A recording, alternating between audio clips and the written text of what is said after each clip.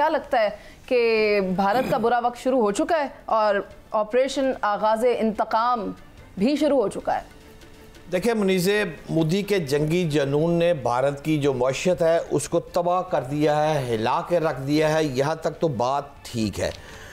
अब आप ब्लूमबर्ग की रिपोर्ट पढ़ लें जिसमें वो वाज़िया तौर पर कह रहा है कि, लंबी रिपोर्ट है, मैं आपको वन लाइनर दे देता हूँ, कि पाकिस्तान के मुकाबले में कहीं ज़्यादा मुआशी नुकसान इस वक्त भारत को हुआ है, और आइंदा भी अगर ये जंग खुदा न खासा दोबारा हुई तो भारत का मुआशी नुकसान ज़्यादा होगा। अब एक बात तो ये ले ले, दूसरी बात ये है कि भारत को अब सोच लेना चाहिए कि वो कर क्या रहा है।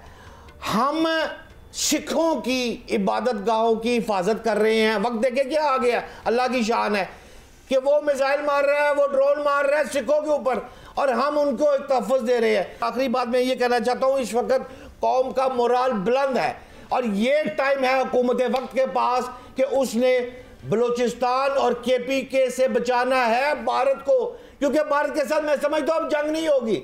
भारत पसपा हो चुका है, अब नहीं करेगा, अब वो अंदरूनी महाज पर आएगा और यहां से हमें अटैक करने की सूरत में वो शिकस्त दे सकता है। और यही वक्त है, कौम मुत्तहिद है, मोराल बुलंद है। बरलास साहब। जी मुनीज़े, बहुत शुक्रिया। पहली बात तो ये है कि हम इसको कैसे नहीं कह सकते कि ये हमारा मुल्की मसला नहीं है। देखिए, प्रॉक्सी वार है। इंडिया हमारे 2 सूबों को टारगेट किए हुए है, बलूचिस्तान में और खैबर पख्तूनख्वा में दहशतगर्दी हो रही है और हमारे बच्चे शहीद हो रहे हैं, हमारे जवान शहीद हो रहे हैं, हमारे बुज़ुर्ग शहीद हो रहे हैं, हमारी फोर्सेस के लोग भी शहीद हो रहे हैं। अगरचे हम दुनिया को देखें तो एक ग्रुप बन रहा है, एशिया में एक ब्लॉक बन रहा है, जैसे चीन है, अफ़गानिस्तान, आज़रबाईजान, ईरान, रूस, ये पाकिस्तान। मगर ये तो मुमकिन नहीं है कि पाकिस्तान एक ग्रुप में भी हो और पाकिस्तान के अंदर उन्हीं मुल्कों से दहशतगर्द आके दहशतगर्दाना कार्रवाइयाँ करें। लिहाजा जहाँ हम ये ऑपरेशन कर रहे हैं फितना हिंद का ख़ात्मा, वहाँ उस ख़ात्मे के लिए अगर पाकिस्तानी फ़ोर्सेस को अफ़गानिस्तान के अंदर भी कुछ कार्रवाइयाँ करना पड़ी या ईरान के अंदर भी कार्रवाइयाँ करना पड़ी तो ग्रेस नहीं किया जाएगा। अभी हमारे वज़ीर आज़म जो हैं वो इन्हीं मुल्कों के दौरे पर गए हैं 15 सेकंड्स और सहर है वो सफारतकारी करेंगे। बाकी इंडिया जो है वो अपनी मौत आप मर रहा है जी, उसकी टेक्नोलॉजी चली गई, उसकी सरमायाकारी उड़ गई, उसके अपने हालात बड़े मुश्किलात में हैं और देखें वहाँ लोग जो हैं वो तनकीद कर रहे हैं। और अभी अगले चंद दिनों में सर आपका वक्त ख़त्म हो गया।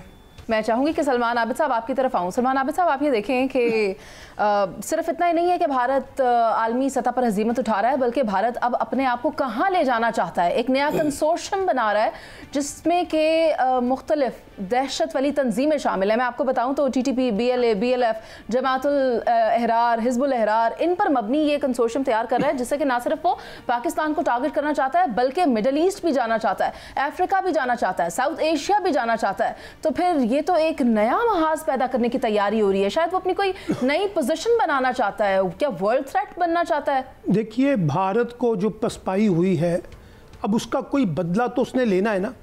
और मेरी इतलात के मुताबिक जो भारत के अंदर एक अहम इजलास हुआ जिसमें नरेंद्र मोदी साहब मौजूद थे, उनके सिक्योरिटी एडवाइज़र मौजूद थे, उसमें यह तय किया गया है कि अब हमें इलाकाई कॉन्टेक्स्ट में, आलमी कॉन्टेक्स्ट में और अपने दाखिली कॉन्टेक्स्ट में सफारतकारी के महाज पे ज़्यादा इन्वेस्टमेंट करनी है। और अब हमें ट्रेडिशनल वॉर की बजाय जाने की बजाय इस सफारती महाज और डिप्लोमेटिक महाज के ऊपर इन्वेस्टमेंट करने के लिए उन्होंने एक पूरा जामे प्लान बना लिया है। और उन्होंने अमेरिका, बरतानिया, फ्रांस और जर्मनी में मौजूद बड़े बड़े थिंक टैंक से रब्ता किया है और वहाँ उन्होंने सरमायाकारी की है कि पाकिस्तान के ख़िलाफ़ किस तरीके से उन्होंने अपनी एक मनफी मुहिम चलानी। अब भारत जो है वो एक बड़ा मुल्क है, जमहूरियत बड़ी है, मईशत बड़ी है, तो इसलिए उसने तो तैयारी ये की है कि पाकिस्तान को इंगेज रखा जाए आलमी कॉन्टेक्स्ट में भी, जहां लोग बार बार पाकिस्तान से सवाल पूछें, और इलाकाई कॉन्टेक्स्ट में भी, और साथ साथ उनकी इकॉनमी को भी चैलेंज करने का फैसला किया है। भारत ने यह फैसला किया है कि वो दोबारा ग्रे लिस्ट का मामला उठाएगा और पाकिस्तान को ग्रे लिस्ट में शामिल करने की बात करेगा। वो करता है या नहीं करता, कामयाब होता है नाकाम होता है, अलग बहस है। लेकिन एक बात तय है कि भारत आने वाले कुछ अरसे में पाकिस्तान के खिलाफ एक एग्रेसिव इनिंग्स खेलेगा और जारियाना इनिंग्स के जरिए वो पाकिस्तान को दबाव में लाने की कोशिश करेगा। यहाँ पाकिस्तान का इम्तिहान है कि पाकिस्तान सफारतकारी के महाज पर अपने कार्ड किस तरीके से खेलता है भारत के मुकाबले में। पाकिस्तान पूरी कोशिश कर रहा है कि इस मामले को आलमी कोर्ट तक ले जाया जाए, जहाँ से इंसाफ मिलने की उम्मीद जाहिर की जाती है। लेकिन मैं आपको ये बता दूं कि सिर्फ पाकिस्तानी नहीं, बल्कि जो ननकाना पर ड्रोन अटैक किया गया था भारत की तरफ से, उस पर स्विट्जरलैंड की तंजीम मार ने भी इस मामले को ICC में उठा दिया है। तो सायरा जी क्या कहती हैं आप? हाँ जी, बिल्कुल सही है। जैसे मेरे बाकी साथियों ने बोला कि ये जो जंग है, ये वो कहते हैं हमें फ्रंट फुट पर आके सफारती मुहाज पर लड़नी पड़ेगी।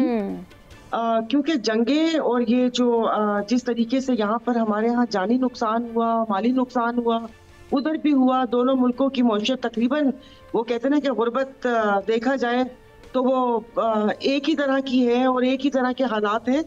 तो अब जो मेरे ख्याल में ये जंग है, सफारती सतह पर ही लड़नी चाहिए। और फिर इसमें बहुत सारी बातें आ जाती हैं। आपने जब प्रॉक्सी वॉर का जिक्र किया तो देखिए उस प्रॉक्सी वॉर में कौन मतलब हमारे इलाके या हमारे लोग इतनी आसानी से टारगेट कैसे हो जाते हैं। वो कहते हैं ना कि अंदरूनी हाथ है, तो वो अंदरूनी हाथ को अभी तक हम तलाश क्यों नहीं कर सके। कहते तो हैं हम कि अंदरूनी हाथों को आईनी हाथों से निपटेंगे, लेकिन अभी तक हो नहीं सका। फिर मेरे एक साथी ने जिक्र किया था कि 2 डेकेड से, तो 2 डेकेड से उससे पहले आप देखें तो हुक्मरानों की दोस्तियां भी रही हैं, जिस तरीके से उनकी ऑडियो लीक्स भी होती रही हैं, जिस तरीके से बिजनेस होता रहे, जिस तरीके से मतलब ये कि साथ मिलन जुलन होता रहे, तो वो सारी चीजें भी तो देखनी है। ये तमाम चीजें वो कहते हैं ना कि हादसा एकदम नहीं होता।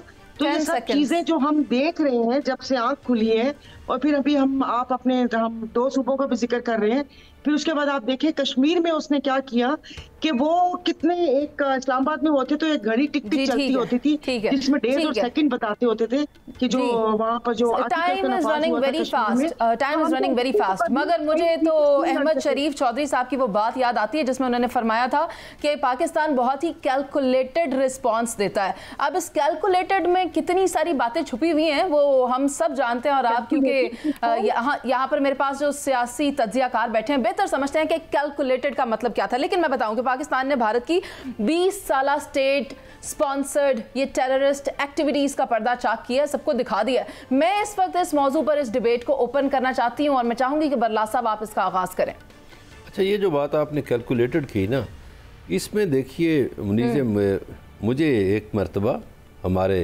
कमांडर थे तो उन्होंने कहा कि यार देखिए कश्मीर में कि इंडियन जो हैं वो अंधाधुंध फायरिंग करते हैं। वो इसलिए अंधाधुंध फायरिंग करते हैं कि उनका ख्याल है कि मुसलमान शहीद होते हैं। हम अंधाधुंध फायरिंग नहीं कर सकते क्योंकि दूसरी तरफ जो LOC है उसके दूसरी तरफ हमारे मुसलमान बहन भाई मौजूद हैं। हम अंधाधुंध फायरिंग नहीं कर सकते।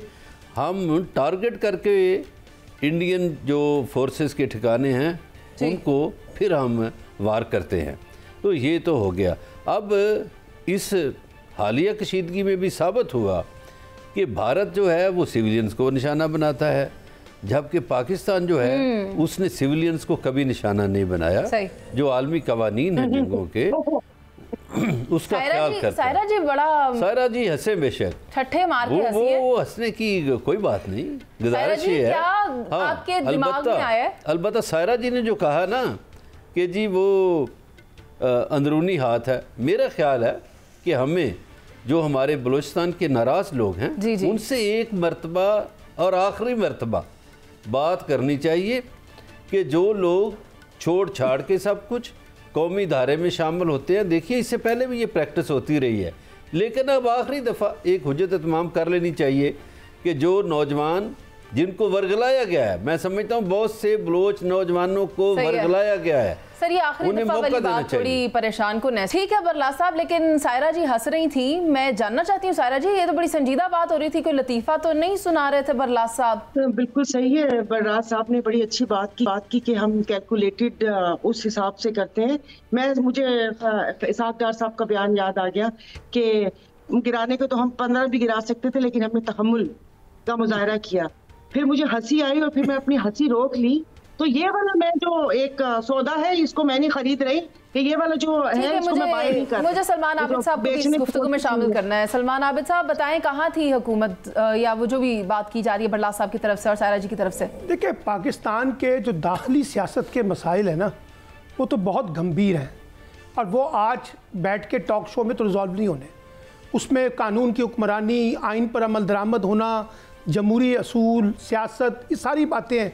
लेकिन इस वक्त जो बड़ा चैलेंज है वो तो भारत की जाहिरियत का है ना, और भारत जिस अंदाज से एग्रेसिव तरीके से हम पे हमला आवर हुआ है, सफारती महाज पे, सियासी महाज पे, दाखिली पॉलिटिक्स में, रीजनल इंटरनेशनल पॉलिटिक्स में, हमें उससे निमटने के लिए अपनी हिकमत अमली को वज़ा करना है। तो मैं इसलिए कह रहा हूँ कि हमें अब एक डिफेंसिव किस्म की सफारतकारी नहीं चाहिए, दिफाई हिकमत अमली नहीं चाहिए, एक जारियाना और एग्रेसिव किस्म की अपना हमें सफारतकारी चाहिए जिसकी बुनियाद के ऊपर हम इंडिया को एक्सपोज कर सकें। बट साहब, डू यू एग्री?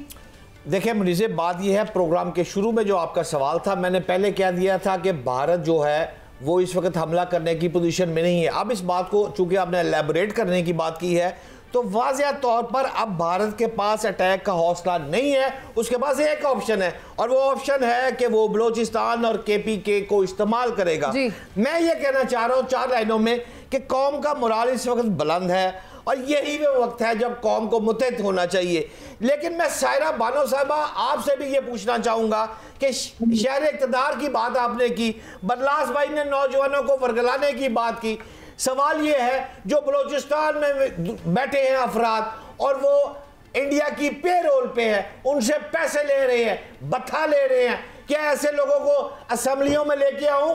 क्या ऐसे लोगों से दोस्ती करूं जो मेरे बच्चों को मार रहे हैं? मुझे क्या करना चाहिए? सायरा जी सायरा जी। हाँ जी मुनीज़े, अभी मैं उनसे मुतबाना गुजारिश करती हूँ कि इस वक्त जो असेंबली में बैठे हुए वो अवामी बंदे नहीं है, वो अवाम ने चुन के वहां पर नहीं भेजे जो आप बात कर रहे हैं। तो मैं पूछ सकती हूँ कि वजीरिस्तान में फिर ड्रोन हमला कोई तो मुझे बताए कि क्या वो इंडिया की तरफ से ड्रोन हमला हुआ था, ये कहाँ से हुआ था? बिल्कुल सही है, आप बलोचिस्तान की बात कर रहे हैं, बलोचिस्तान में कभी अवामी नुमाइंदगी हुकूमत तो आने मैं खुद ये कहता हूँ कि वो जो बलोचिस्तान के बहुत से सरदार है ना, एक भाई जो है वो इक़्तिदार में बैठा है तो दूसरा भाई जो है वो पहाड़ों पे चढ़ा हुआ है, वो पहाड़ों पे चढ़ा हुआ है। दूसरा भाई तरीके बात इतनी है कि खुजदार में जो हमला हुआ वो है तो अफसोसनाक, और इसका जवाब दिया जाएगा पाकिस्तान की तरफ से, भरपूर तरीके से दिया जाएगा। लेकिन अभी एक ब्रेक पर चलते हैं। मगर ब्रेक पर जाने से पहले मैं ये बता दूं कि आर पार तो सोचेगा, लगातार तो सोचेगा, अब मोदी हमले से पहले 100 बार तो सोचेगा।